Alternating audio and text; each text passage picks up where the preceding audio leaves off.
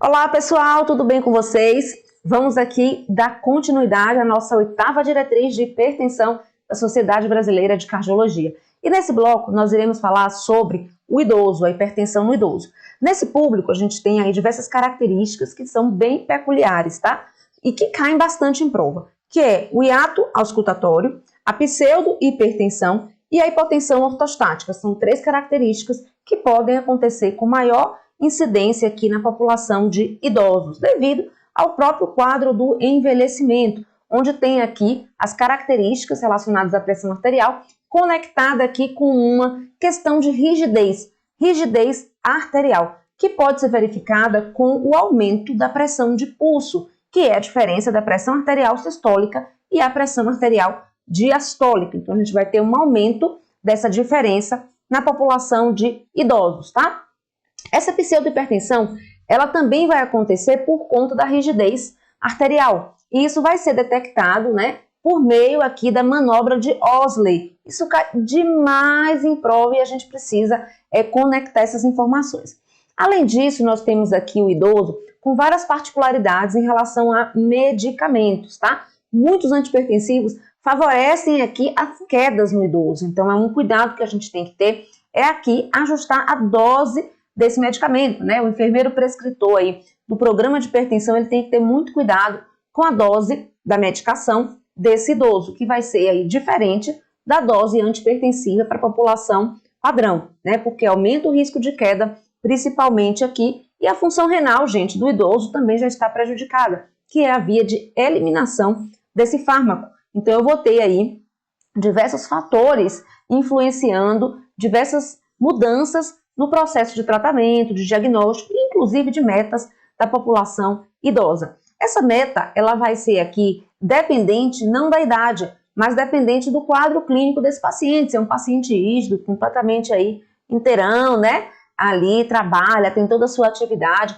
Então, esse idoso que tem esse tipo de comportamento e de vida muito mais ativa, a gente vai ter metas mais exigentes para ele em relação ao controle pressórico. E aí, à medida que o idoso vai caminhando para uma idade mais avançada ou problemas associados aqui, né, com a terminalidade, aí a gente vai ter metas menos rígidas, né, mais tranquilas para esse tipo de idoso, tá? Porque a gente não vai sacrificar tanto esse idoso que já está na sua terminalidade, tendo em vista que é aqui o tratamento, né, da questão aí de você abdicar de várias coisas, né, em relação à mudança do estilo de vida nessa população. Então, a gente vai ter que considerar esses critérios, ou seja, tem muito detalhezinho aqui e isso cai na nossa prova com grande frequência. Então, vamos entrar aqui na nossa diretriz, né, sobre a hipertensão arterial no idoso, tá?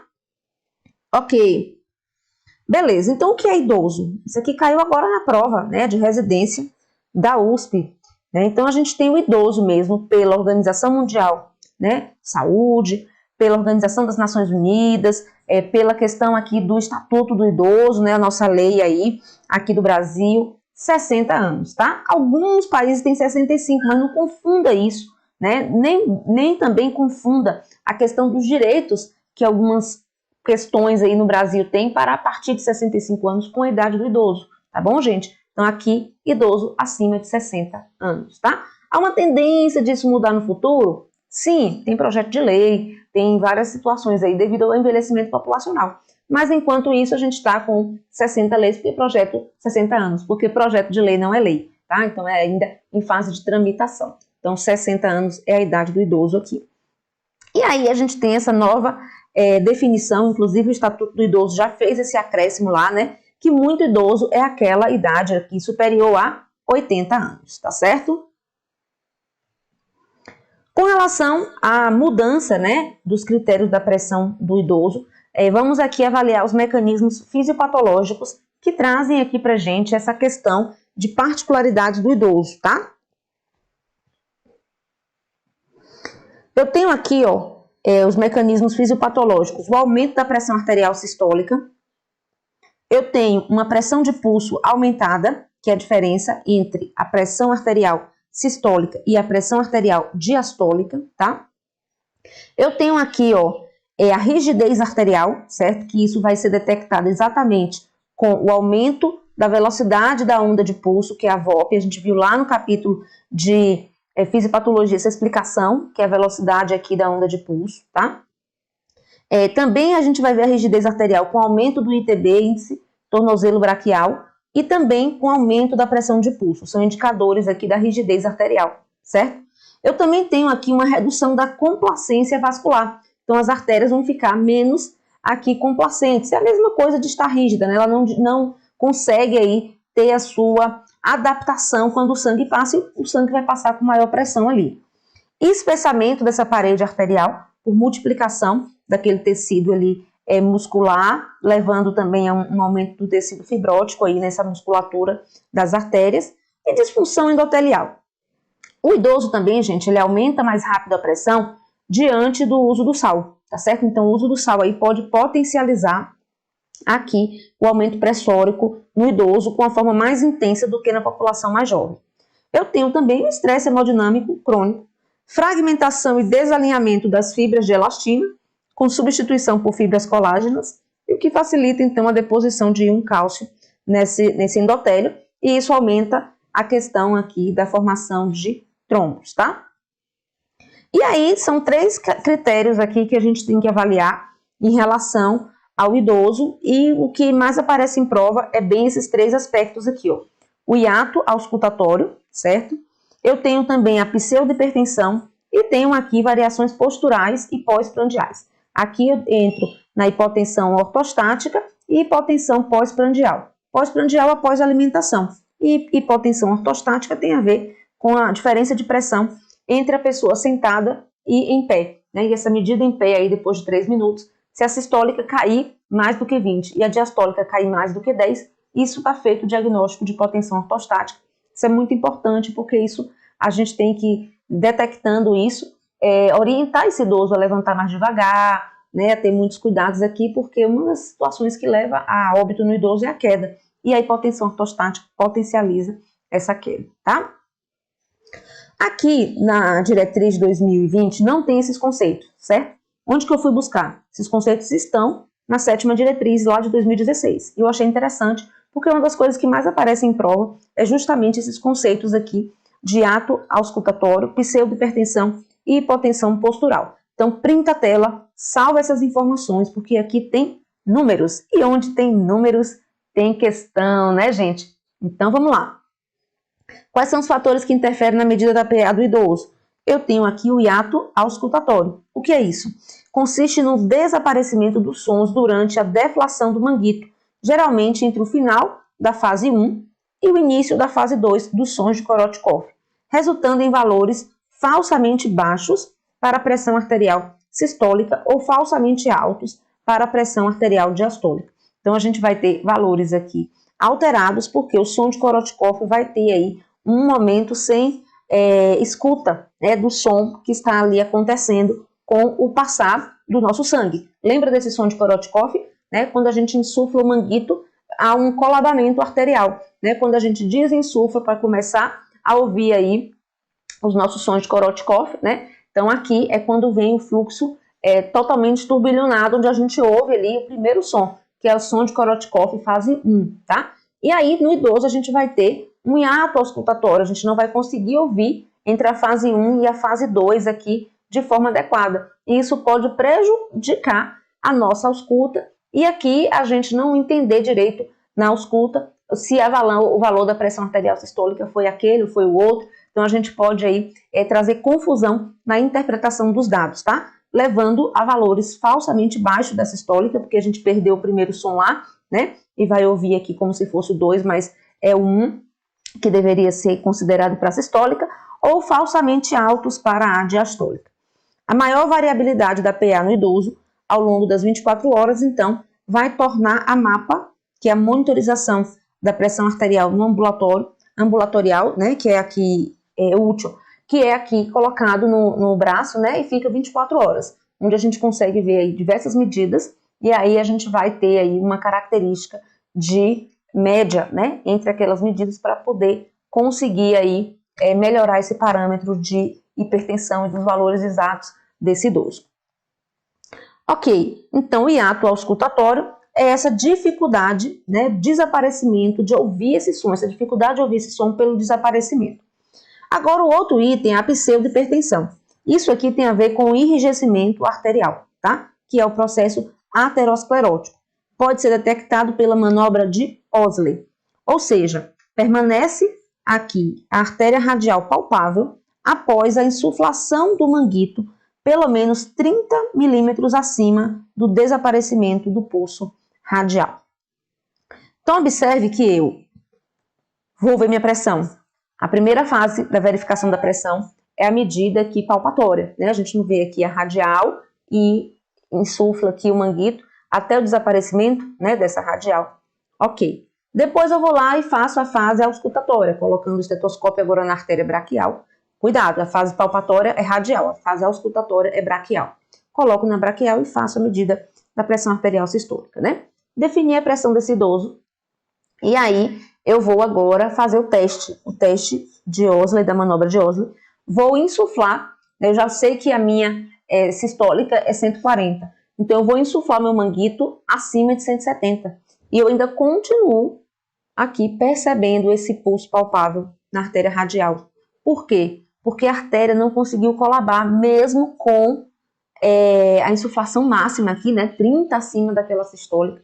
Mas mesmo assim a artéria está tão dura que ela não conseguiu colabar. Esse é o significado aqui do pulso ainda continuar palpável, mesmo com o manguito insuflado, mostrando de fato essa rigidez arterial. Ok, gente?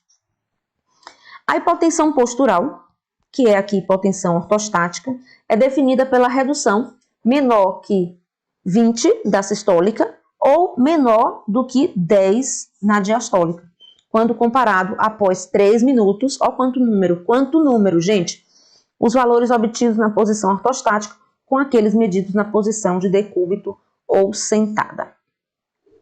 Vamos aqui fazer uma questão para você ver como que isso cai em prova, né? E de fato memorizar, porque quando a gente diz assim, cai em prova, como é que fica os neurônios dos concurseiros? Fica tudo ativo, né? Fica tudo doido aí para pegar informação. Então vamos ativar aí os neurônios, porque isso de fato cai em prova, tá bom? Então aqui, ó, FCC 2019. São aspectos importantes sobre pressão arterial a serem considerados nas pessoas idosas. Maior frequência do hiato auscultatório, de fato. Pseudohipertensão, também. Hipotensão ortostática, também. Então, são 3 critérios aqui que estão atrelados a alterações da pressão na pessoa idosa. Então, 1, 2, 3, certinho aqui a nossa questão. Lembrando que essa hipotensão ortostática pode acontecer também nos pacientes que têm uma desautonomia do sistema nervoso simpático. Esse paciente também que tem diabetes, também pode aqui evoluir com essa hipotensão ortostática, tá bom? Beleza. Vamos então para a próxima questão, agora 2020, ó, prova do Exército da VUNESP. Para investigar a ocorrência de hipotensão ortostática, o enfermeiro deve avaliar 2 mensurações da pressão arterial com intervalo de... Quantos minutos, gente, de intervalo aqui? Primeira coisa que a gente vai fazer nessa questão. Eu vou verificar aqui o meu minuto, que é 3, certo? Então, são 3 minutos, eu já vou descartando esses itens aqui que traz 5 e que traz 1, certo? Sendo a primeira na posição sentado, de fato, e a segunda na posição em pé. Devendo considerar positivo a hipotensão ortostática, né, que é o que ele quer aqui, quando observar uma redução da pressão arterial sistólica maior que 20, certo? E diastólica maior do que 10, se os números estão adequados, né, estão corretos, frente à hipotensão ortostática, tá? O que é que estaria errado na D aqui, ó? É deitado e depois sentado. Não, é sentado depois em pé. Beleza? Letra A, o gabarito. Olha aqui mais uma questão da Prefeitura de Campinas, 2019, VUNESP, sobre as mesmas coisas aqui, né? Essa alteração da pressão do idoso. Considere os aspectos relacionados à mensuração da pressão arterial e do tratamento não farmacológico da hipertensão arterial e analise as afirmações a seguir. A hipotensão ortostática deve ser suspeitada em pacientes idosos, diabéticos, disautonômicos e aqueles em uso de medicação antipertensiva. Topíssimo, né? Aqui, trazendo hipotensão ortostática, não só para o idoso, mas para também esse público aqui que a gente acabou de citar. Assim, particularmente nessas condições, deve-se medir a PA com o paciente de pé, após 3 minutos. De fato, mede de pé após 3 minutos, sendo a hipotensão ortostática definida pela redução da pressão arterial sistólica maior que 20 e a diastólica maior que 10. Que lindo, que lindo, que lindo! E aí, será que você memorizou? 3 minutos aqui. Eu vou estar medindo. Paciente em pé, 20 de sistólica de diferença e diastólica menor aqui do que 10. Grava isso aí, gente, porque onde tem número você já sabe. Tem questão, e eu estou te mostrando várias aqui novas, né? Estou nem precisando pegar a antiga, porque isso está o tempo todo caindo em prova, tá bom? Vamos para 2. O aumento da gordura visceral também é considerado um fator de risco para a hipertensão arterial. Reduções de peso e de circunferência abdominal correlacionam-se com redução da pressão arterial e melhora metabólica. De fato, né, a gente tem aqui a circunferência abdominal como um fator de risco, a gente já viu isso, inclusive agregado aqui a hipertensão e agregado com outros problemas, né, como obesidade, diabetes, triglicerídeo alto, a gente vai ter a síndrome metabólica, né, e quando esse paciente emagrece, a gente vai ter uma considerável medida aqui da pressão arterial e também da circunferência abdominal, né. Então aqui o item 2 está verdadeiro para a gente. Vamos lá para o item 3. O treinamento aeróbico reduz a pressão arterial casual de pré-hipertensos e hipertensos e de vigília de hipertensos. Diminui a pressão arterial em situações de estresse físico, mental e psicológico. O treinamento aeróbico é recomendado como forma preferencial de exercício para manutenção, prevenção e tratamento da hipertensão arterial, sim. Né, o que traz aí na diretriz, né? A gente deve usar ele de forma contínua, né? O treinamento aqui aeróbico, tá? Moderado. E o resistido, que é aqui a musculação, alguns dias da semana, tá? De forma complementar. Agora, o aeróbico é obrigatório, tá? Ajuda aí na resistência cardiovascular. Então, por enquanto, a gente tem 1, 2 e 3, ó, e a gente até já acha o gabarito. A gente já sabe que o 4 aqui também tá certo. Mas vamos lá. O consumo habitual de álcool eleva a pressão arterial de forma linear. E o consumo excessivo associa-se com o aumento da incidência de hipertensão arterial. Recomenda-se a moderação no consumo de álcool, sim, né? E agora na 8ª diretriz a gente tem a limitação em 30 gramas aqui ao dia, né, para o consumo de álcool, tá? Acima disso aumenta a pressão arterial. De fato, letra C está correta. Beleza, gente? Vamos na 27. Olha agora a pseudohipertensão, gente. FCC a banca, TRT aqui. De acordo com os procedimentos de aferição da pressão arterial, recomendados pela 6ª diretriz de hipertensão, consta a manobra de Osler. Essa manobra é utilizada na detecção de pseudo-hipertensão em pessoas com processo aterosclerótico, que é aqui a rigidez arterial. Certinho, não precisa nem ler as outras opções, né? Porque a gente tem aí, de fato, já essa inter-relação, esse nexo causal, né? De manobra de Osler e pseudo-hipertensão no paciente idoso com esse processo aterosclerótico, que tem a ver aí com enrijecimento arterial. Beleza? Algumas considerações no final do capítulo aqui de hipertensão, né? Algumas considerações aqui. A diminuição excessiva da ingesta de sal pode induzir hiponatremia e perda de apetite, levando à desnutrição. E aí vem as considerações de idoso, né, gente? O que é que eu quero para esse idoso? É simplesmente baixar a pressão a todo custo, ou eu quero também uma qualidade de vida? Ou eu quero também evitar uma desnutrição? Porque se tirar o sal, aquele idoso que já tem o costume ali de comer uma comidinha mais salgada, ele não vai comer, ele vai desnutrir. E aqui vai abrir mais lesão por pressão e vai ter outros problemas aí mais graves. Então, no idoso não é uma coisa assim pontual, né? Uma avaliação grosseira, tira o sal, acabou. Não. Existe aqui um monte de variáveis, né? Se esse idoso é um idoso rígido, se é um idoso frágil, e aí a gente pode aplicar, por exemplo, o indicador de avaliação global da fragilidade do idoso, que é aqui o cálculo do VES 13, que está lá na caderneta do idoso, né? A gente vai ver se esse idoso ele toma mais de 5 medicamentos, ou seja, se ele está com a polifarmácia. Então tem muito detalhe para a gente ver nesse idoso, e não simplesmente de forma aí, pontual retirar o sal. Ah, mas o sal aqui aumenta muito a pressão do idoso. Sim, só que se eu tirar ele e deixar de comer também, a gente vai ter outros problemas. Então aqui é tudo no equilíbrio, tá bom? Então essa diminuição pode inclusive ter aqui a hiponatremia se tirar todo, né? As dietas ricas em potássio devem ser incentivadas. Porém, convém ter maior cautela com o risco de hipercalemia, que é o aumento do potássio, devido à presença frequente do quê? Da diminuição da função renal, que é uma doença renal crônica. Principalmente se esse idoso já é hipertenso há muito tempo, né, que é um dos desfechos da hipertensão, pela nefroesclerose, que é o enrijecimento da artéria aqui, renal, eu vou ter o risco de doença renal crônica também. E aí vai ter uma diminuição do clearance de creatinina, ou seja, eu vou eliminar esse medicamento aí mais devagar, né? E aí eu posso aumentar esse potássio e gerar uma hipercalemia. E também o uso de fármacos que aumentam aqui ou que diminuem a excreção do potássio, como por exemplo a espirolactona, que é um diurético poupador de potássio. Se esse idoso já usa um diurético poupador de potássio, e aí a gente estimula muito a alimentação rica em potássio, a gente pode ter uma hipercalemia, tá bom? Então é importante olhar de forma global, tá? Já tem diurético, que é a hidroclorotiazida, a gente vai aumentar muito a excreção do potássio, então a gente tem que ter um reforço na alimentação. Então tudo aqui vai ser avaliado em conjunto, tá? Orientar exercício físico aeróbico e resistido para o idoso, claro, dentro das possibilidades dele, né, da capacidade. Idosos frágeis ou sarcopênicos, redução do peso sem exercício físico e do consumo adequado de proteínas pode reduzir a massa muscular e piorar a funcionalidade.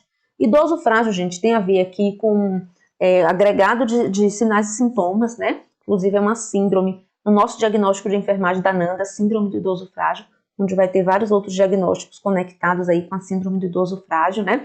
E um dos critérios que a gente tem aqui é alteração da marcha, sarcopenia, que é a diminuição da perda muscular, inclusive a gente mede isso aqui na panturrilha esquerda, né? Com medida aí menor que 31 centímetros, a gente tem um critério de perda de massa muscular importante. E a gente vai estar vendo outros critérios aí, né, no nosso VES 13, para poder configurar esse idoso como idoso de fato frágil aqui, tá? Que inclusive aumenta o risco de queda, aumenta também a internação. A decisão terapêutica e a meta da pressão arterial devem se basear mais na condição funcional, que foi aquilo que eu falei, e na sobrevida do que na idade cronológica. Então, decisão terapêutica vai ser mais agressiva, minha meta vai ser mais rígida, o idoso mais rígido, né, que vai ter mais um tempo de sobrevida maior. Então, para esse idoso, vamos exigir, porque já está comprovado que controlar a pressão arterial no idoso diminui a demência e diminui o AVC, tá? Então, a gente precisa controlar. Agora, se esse idoso já está, né, lá com um nível de terminalidade, um câncer terminal, ou então já é um idoso muito frágil, já é um idoso que não tem uma boa condição, a gente vai ser menos rígido com esse idoso em relação às nossas metas, tá?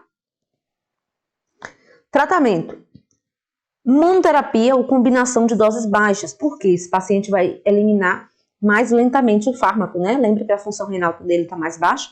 Então, a gente vai ter aí, ó, na 7ª diretriz, chegou a falar na passada de diminuir a dose na metade, tá? Comparando aquelas doses recomendadas para o adulto. Então, eu tenho diurético tiazídico, que pode ser utilizado, que é a hidroclorotiazida, bloqueadores dos canais de cálcio, amlodipina aqui, por exemplo, bloqueador do sistema renina-angiotensina-aldosterona, como inibidor da ECA, ou aqui, inibidor do receptor nome do receptor T1 da angiotensina 2, que é o BRA. Então, são medicamentos que podem ser usados ou sozinho ou combinados aqui nesse idoso. E por falar em remédio idoso, vem a polifarmácia, isso cai bastante em prova também, tá, gente? Essa polifarmácia, inclusive, a gente tem uma divergência na literatura para combinar aqui com você. Eu tenho o caderno 19 falando polifarmácia com 5 medicamentos. Eu tenho a caderneta do idoso falando polifarmácia acima de 5 medicamentos.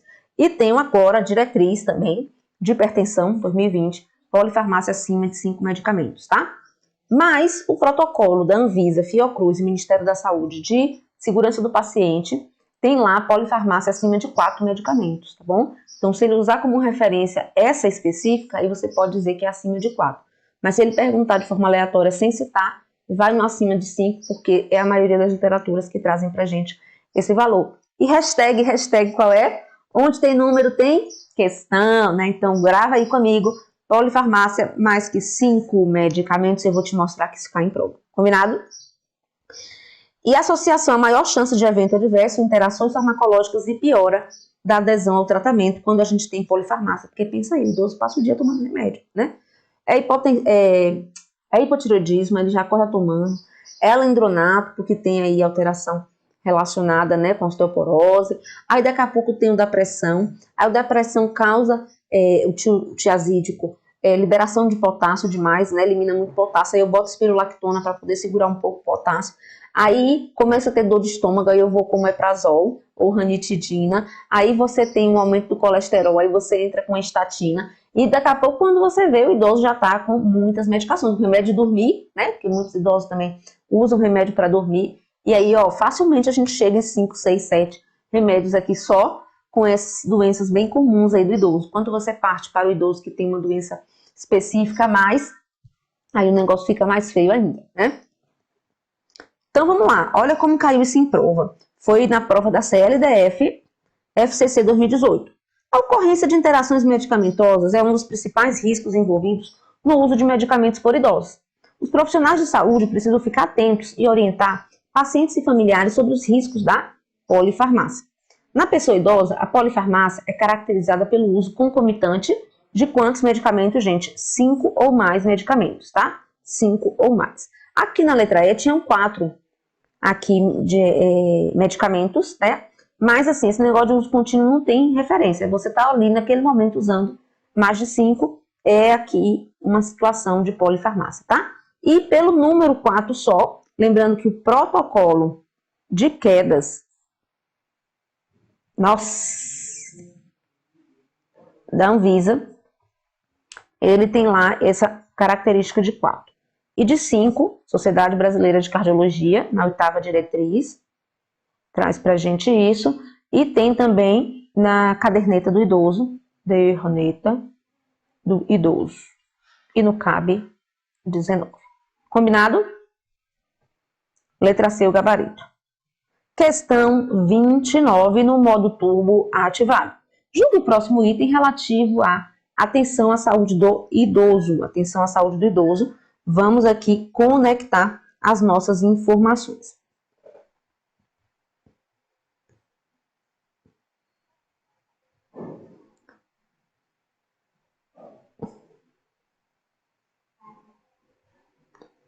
É uma prova do CESP, certo? É uma prova do CESP de 2017. A polifarmácia está associada ao aumento do risco da gravidade das reações adversas a medicamentos em idosos e caracteriza-se pelo uso diário de 4 ou mais medicamentos diferentes nos idosos. E aí? Tem uma literatura que fala em 4, né? Mas observe que a banca considerou isso aqui como errado, tá bom? Então tá errado aqui essa nossa característica. Por isso, eu tenho aqui a certeza de dizer para você memorizar o número 5, tá? Memoriza aí o número 5, beleza? Então aqui, hipotensão ortostática e pós-prandial é uma das características, né, que a gente conversou aí sobre o idoso, tá? E esse idoso vai ter uma menor resposta dos baroreceptores à hipotensão. Por isso, são mais propensos à hipotensão ortostática e à hipotensão pós-prandial. O que é essa hipotensão pós-prandial, gente? É aquela lerdeza que a gente fica após a comida, né? Principalmente se a gente bate aquele prato que eu amo de paixão, né? Eu quero ver se você vai adivinhar o que é aí, que dá aquela moleza, assim, vontade de deitar e apagar. É a feijoada, né? Tal da feijoada, com farinha, com tomatinho cortado assim por cima, tudo junto, misturado, molinho assim. Nossa, Jesus, aquilo ali bateu, apagou, né? Bateu, apagou. Então, assim, aquilo que você sente aí depois que come a feijoada, o idoso pode sentir com a própria alimentação normal dele ali, após o almoço, essa queda. É o que é isso, gente? Uma redistribuição do fluxo sanguíneo. Que diz assim, opa, vamos trabalhar lá no intestino agora, né? Que tá cheio de coisa pra gente fazer lá. Então, o sangue migra para o trato intestinal. E aí a gente tem aquela lerdeza, né? Porque vai ter uma queda da quantidade aqui, né, de oxigênio cerebral naquele momento. E aí isso pode potencializar a queda nesse paciente idoso. E para que é importante diagnosticar isso? Para orientar esse idoso a comer menos, né, a ter intervalos aí menores entre as alimentações, enfim, ter todo um cuidado para evitar essa questão, né, deitar um pouco depois do almoço, enfim, tem vários critérios que a gente vai evitar que a queda aconteça nesse indivíduo aqui, tá, gente?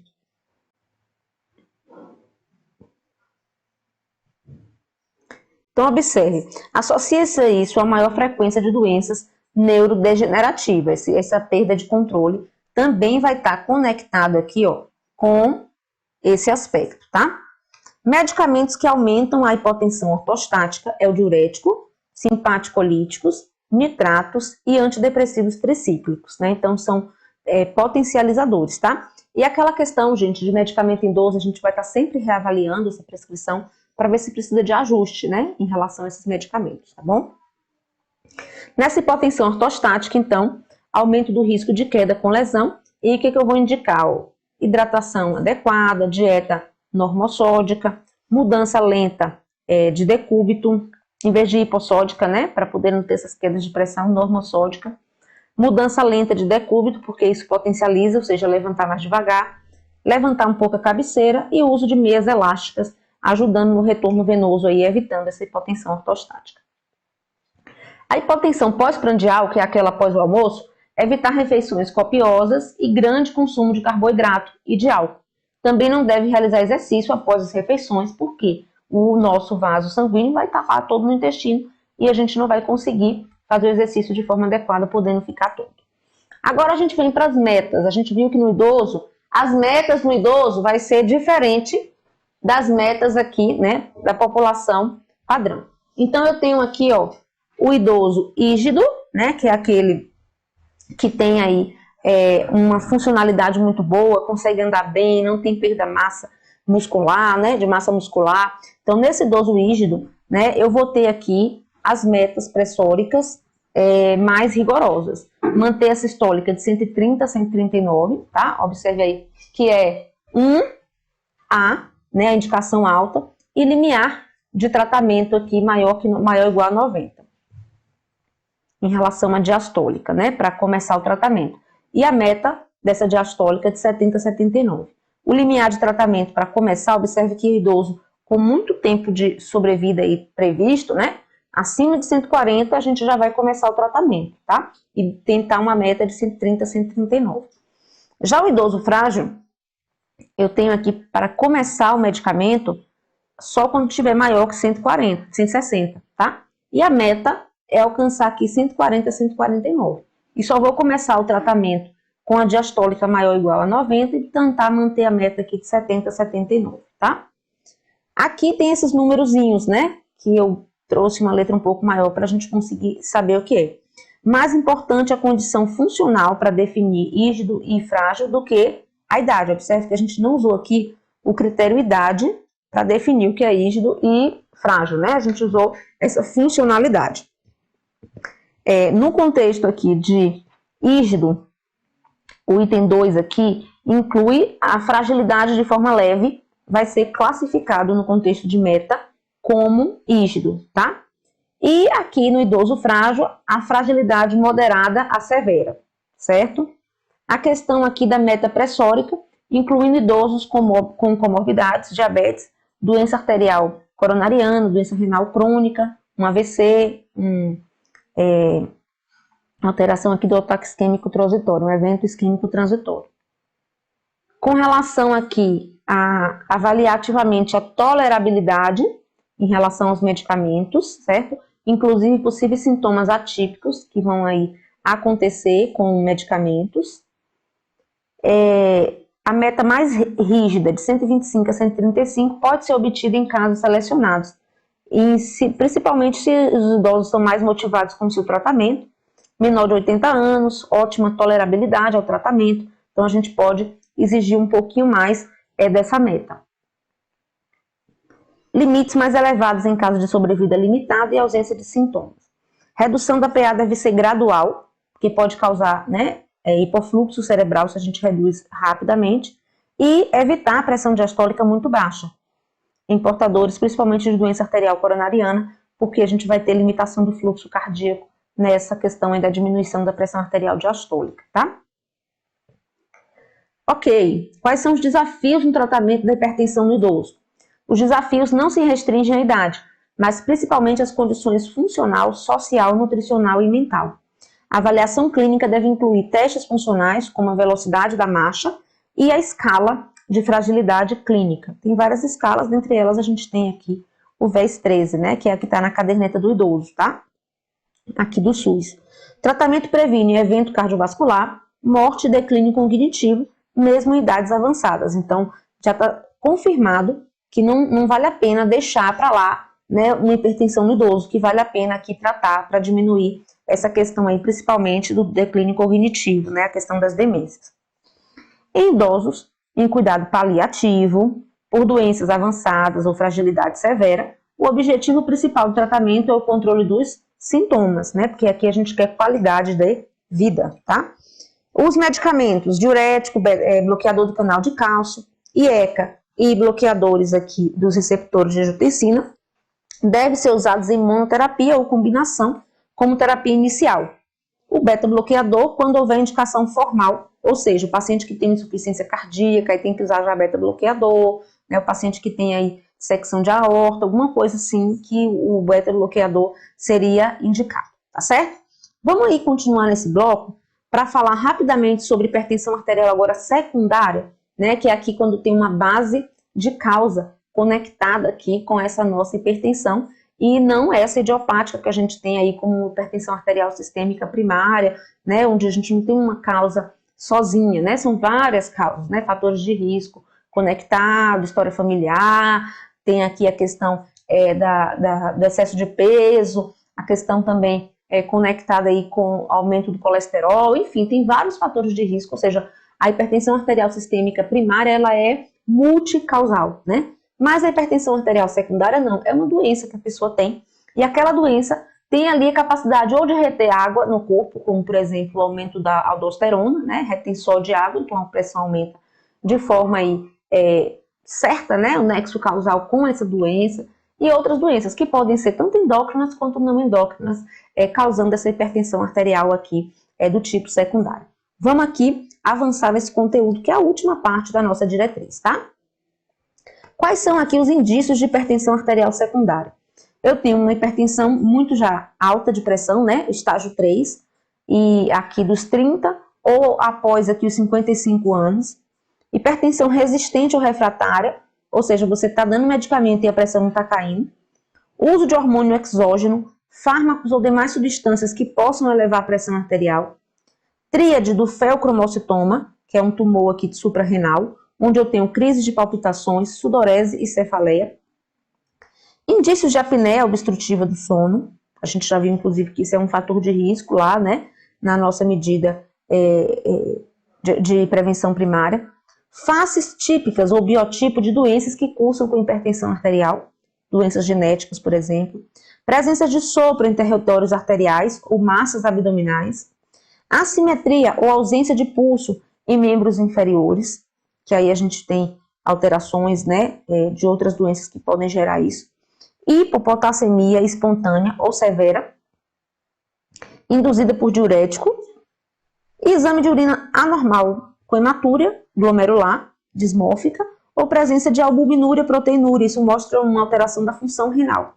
Diminuição da taxa de filtração glomerular, estimado, aumento da creatinina ou alterações da imagem renal. Isso mostra aqui, ó, doença renal crônica, que também vai ser um fator causal para a nossa hipertensão, como uma forma aqui secundária. E aí, a diretriz traz para a gente uma divisão entre as causas não endócrinas e a causa endócrina. Então, eu tenho uma doença renal parenquimatosa, ou seja, eu tenho uma alteração no parênquima renal, nos néfrons, por exemplo, ali, tá? Ou uma nefroesclerose, né? Um enrijecimento das artérias aí, renais. Estenose da artéria renal, que é uma diminuição da luz do vaso. Apneia obstrutiva do sono e coactação de aorta, né? Onde a aorta ela vai diminuir o seu lumen em um lugar, certo? E aí vai mais sangue para um lado do que para o outro. E a gente pode aumentar a pressão por conta desse estreitamento de uma parte aí da nossa artéria aorta. Como causa endócrina, eu tenho o hiperaldosteronismo primário. Eu falo logo assim, aumento da aldosterona, gente, vocês perceberam, né? E quando eu citei aqui o hiperaldosteronismo, eu falei aumento da aldosterona, eu acho que é mais fácil falar, né? Esse aqui dá uma trava na língua, né? Mas a gente consegue, né? Hiperaldosteronismo, venci. Primário, hiperplasia ou adenoma, que podem gerar, né, o aumento aí da nossa suprarrenal, ou um tumor na suprarrenal, tá? E quando é um tumor de glândula, a gente chama de adeno, né? Esse prefixo aí tem a ver com tumor de glândula, tá? Feocromocitoma e paraganglioma, hipotireoidismo, hipertireoidismo, então todos os dois extremos aí de alterações na tireoide pode gerar hipertensão secundária, hiperparatireoidismo, obesidade entra aqui como causa endócrina, né? E acromegalia, tá? Que é o aumento aqui dos membros da pessoa por normalmente associado com várias síndromes aí, com outros problemas. E aqui, essas causas, né? Ele vai separar entre causas não endócrinas, que a gente já tinha citado, e dentro das endócrinas, ele vai separar aqui, ó, as causas endócrinas relacionando aqui a hormônios exógenos, medicamentos, drogas e substâncias exógenas, tá? Então, hormônios que você toma, por exemplo, né, que são aí ingeridos pela pessoa. E causas endócrinas propriamente ditas, associadas aqui com aquelas questões que a gente acabou de citar, tá? Então, se a gente já falou a causa não endócrina e a causa endócrina, o que faltou aqui desse slide, dessa imagem da diretriz, é aqui o hormônio exógeno, né? Que seria o uso aí de corticoide, por exemplo, de anticoncepcional hormonal oral, eritropoietina, recombinante humana, paciente que tem doença renal crônica às vezes usa, né? Para melhorar a anemia aí. E outros medicamentos, imunossupressores, ciclosporina, anti-inflamatório esteroide e simpático mimético também podem aí aumentar essa pressão arterial de forma aí a ter um motivo, uma causa específica, né? Terminamos! É uma emoção, né, gente? Terminar aqui uma diretriz inteira.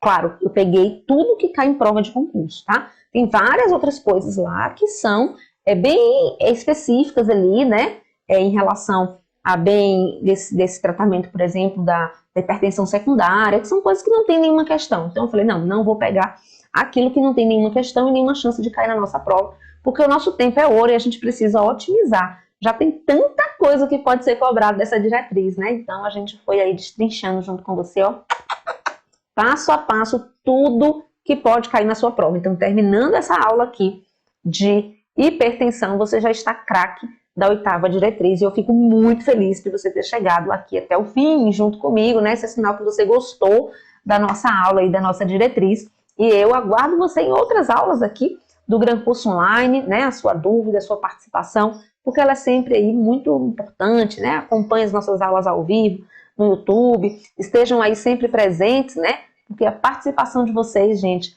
é aqui o que move, né? A força motriz que faz a gente continuar firme e forte, porque ser professora também do mundo dos concursos não é fácil não, viu, gente? É ter uma vida de concurseira mais prolongada aí, porque muita atualização, muita mudança, né? E acaba que a gente tem que estar aí sempre estudando, tá certo? Mas eu tenho um prazer nisso, vocês sabem disso, né? Porque aprender para mim é realmente sensacional. Beijo a todos, espero vocês em outras aulas aqui no Gran Curso Online.